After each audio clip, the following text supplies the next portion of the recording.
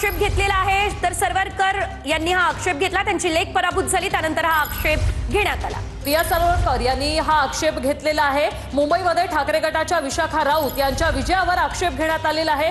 शिंदे गटाच्या प्रिया सरवरकर यांनी आक्षेप घेतलाय। एकंदरीत आपण पाहतो, याआधी ठाकरे गटाच्या राऊत यांना विजयी घोषित करण्यात आलेलं होतं आणि त्यानंतर प्रिया सरवरकर यांचा पराभव या ठिकाणी पाहायला मिळाला। मात्र त्यांनी या विजयावर आक्षेप घेतला। सध्या भाजप 82, ठाकरेंची सेना 61, शिंदे सेना 26 वर। तर काँग्रेस 21 जागा, एमआयएम 7 जागांवर विजयी झालेला आहे। सपा 2, मनसे 5, दादा 2, पवारांना एका जागेवर विजय मिळालेला आहे।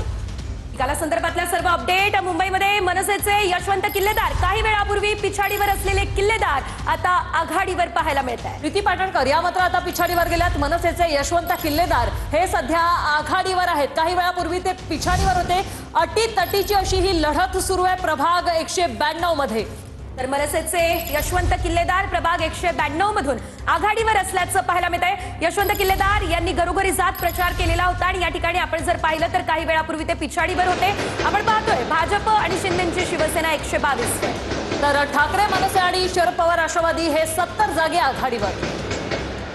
एकंदरीत आपण पाहतोय आता ही आकडेवारी काँग्रेस आणि वंचितला 21 जागा मुंबईमध्ये मिळताना दिसतात। तर इतर 11 जागी आघाडीवर आहेत। प्रभाग 192 मधून मनसेचे किल्लेदार हे सध्या आघाडीवर आहेत। तर 1200 मतांची आघाडी त्यांना सध्या बघायला मिळते।